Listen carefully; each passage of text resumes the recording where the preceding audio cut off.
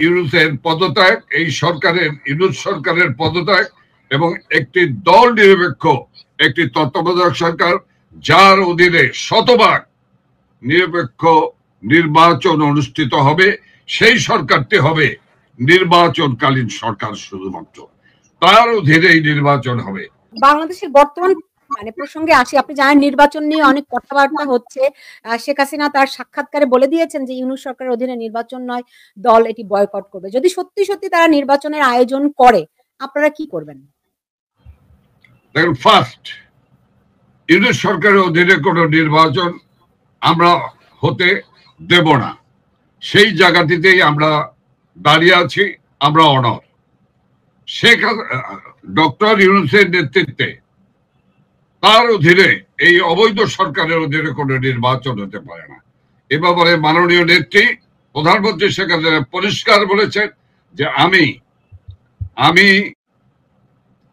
তত্ত্বাবধায়ক সরকারের বিরুদ্ধে ছিলাম, এটি সর্বোচ্চ আদালত পাস করেছে, কিন্তু গণতন্ত্রের স্বার্থে, ভোটাধিকারের স্বার্থে, একটি নির্দলীয় নিরপেক্ষ নির্বাচনের স্বার্থে আমি চাই যে ইউনূসের পদত্যাগ, এই সরকারের ইউনূস সরকারের পদত্যাগ এবং একটি দল নিরপেক্ষ একটি তত্ত্বাবধায়ক সরকার যার অধীনে শতভাগ নিরপেক্ষ নির্বাচন অনুষ্ঠিত হবে, সেই সরকারটি হবে নির্বাচনকালীন সরকার, শুধুমাত্র তার অধীনেই নির্বাচন হবে।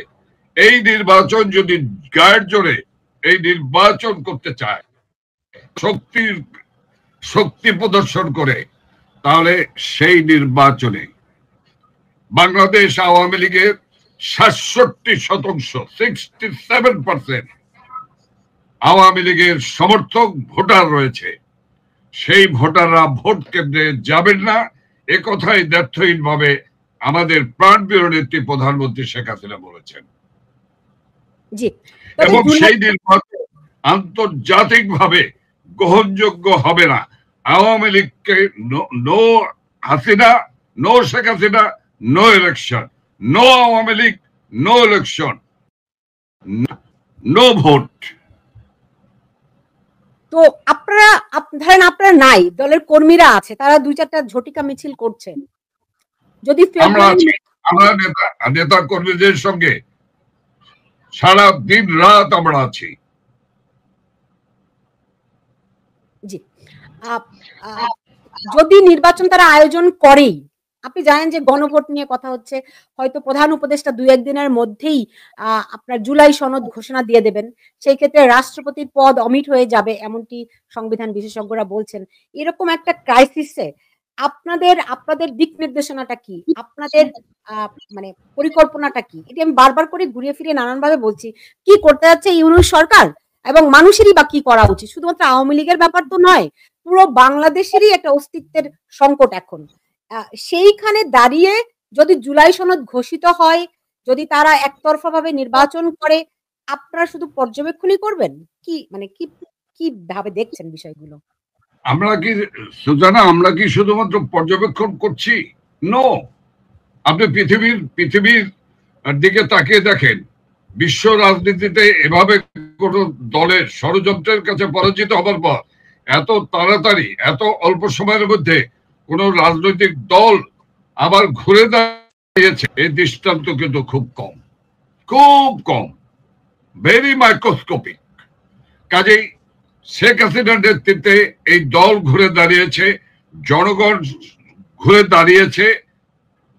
সেই জনগণকে সাথে নিয়ে আমাদের একটি গণতান্ত্রিক দল হিসেবে, 75 বছরের প্রাচীনতম রাজনৈতিক দল হিসেবে আমাদের অনেক কিছু করার আছে। সে কাজগুলি আমরা করব এবং করব। জুলাই সনদ নিয়ে আপনি জানেন যে বিএনপি এরই মধ্যে প্রতারণার অভিযোগ তুলেছে, আপনাদের অবস্থানটি কি? দেখেন, আমি জানি না বিএনপি কি নিয়ে প্রতারণা বলছেন। জুলাই সনদ নিয়ে তাদের কোনো দ্বিধাদ্বন্দ্ব আছে না, কোনো বিষয় নিয়ে রাগ গোসা বা bargaining, political bargaining, I don't know. কিন্তু বিষয়টি হলো, হোয়াট ইজ জুলাই সনদ? রক্তের আখরে লেখা আমার সংবিধান, 72-এর সংবিধান। সেই সংবিধানের বাইরে আর কোনো সনদ হতে পারে না। একটি আন্দোলনকেই যদি আমি স্বীকার করে নেই, সেই আন্দোলনটাকে আপনি কিভাবে বলবেন?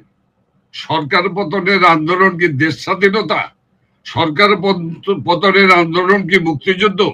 সরকার পতনের আন্দোলন মানে কি গুটি কয়েক কিশোর গ্যাং তাদেরকে নিয়ে আর বিদেশ থেকে আমদানি করা বিচ্ছিন্ন মানুষকে নিয়ে একটা রাষ্ট্র পরিচালনা করা, মব সৃষ্টি করে বিচারালয়কে ধ্বংস করে আইনজীবীদেরকে গ্রেপ্তার করে তাদের উপর মব সৃষ্টি করে বিচারহীনতা সৃষ্টি করে লক্ষ লক্ষ আওয়ামী লীগের নেতা কর্মীকে বিনা বিচারে কারাগারে রেখে কিভাবে এইভাবে একটি রাষ্ট্রকে পরিচালনা করতে পারবে না?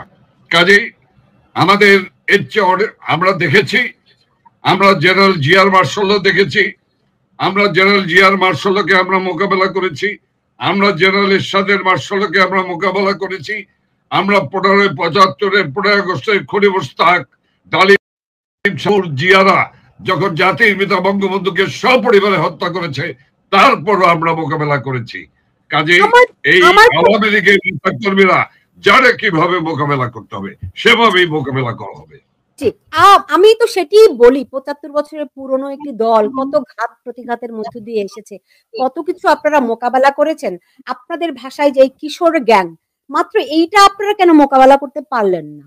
ষড়যন্ত্র আপনি বলছেন, সেই ষড়যন্ত্র সরকারের থেকে তারা কেন আপনারা আঁচ করতে পারলেন না?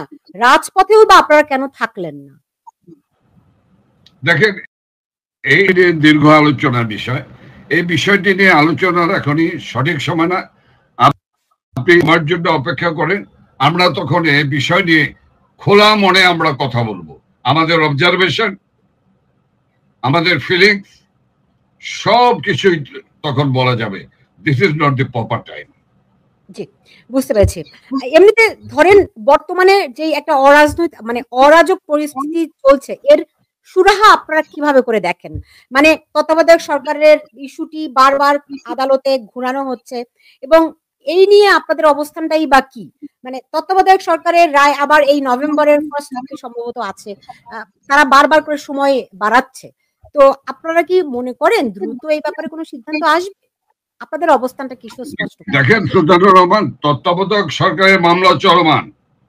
অবৈধ সরকার একটি অবৈধ আইসিটি আদালত গঠন করে বাংলার জনগণের প্রায় 67% মানুষের একচ্ছত্র নেত্রী, আশা ভরসার স্থল, সেইটাকে তথাকথিত আন্তর্জাতিক আদালতে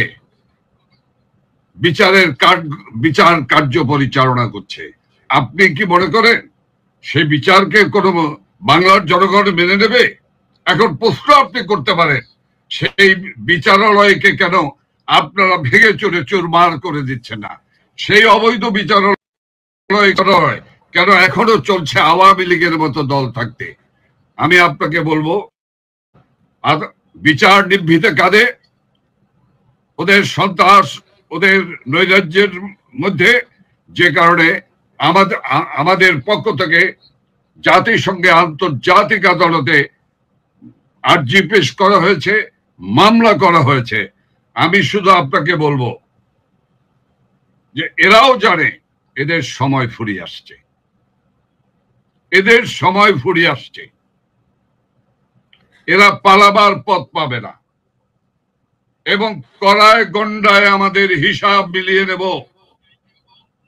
কড়ায় গন্ডায় হিসাব মিলিয়ে নেব। সুলতানুর রহমান বলে দিলাম, 2008 সালে আমাদের নেত্রী শেখ হাসিনা বলেছিলেন একটি শব্দ হতে পারবে না, বাংলাদেশে একটি শব্দ হতে দেয়নি। 2001 সালে যে অত্যাচার, নির্যাতন, নিপীড়ন, হত্যা, নারী ধর্ষণ বিএনপি জামাত করেছিল, আমরা তার প্রতিশোধ দিইনি। আমাদের সময় কোনো শিক্ষা প্রতিষ্ঠান আগুনে ভস্মীভূত হয়নি, আমাদের সময় কোনো বিএনপি জামাতের বাড়িঘর আগুনে জ্বলেনি, আমাদের সময় বিএনপি জামাতের কোন ব্যবসা প্রতিষ্ঠানে আগুন জ্বলেনি। আমাদের সময় এইভাবে পৈশাচিক ভাবে কোন বিএনপি জামাতের কোন নেতা কর্মীকে হত্যা করা হয় নাই।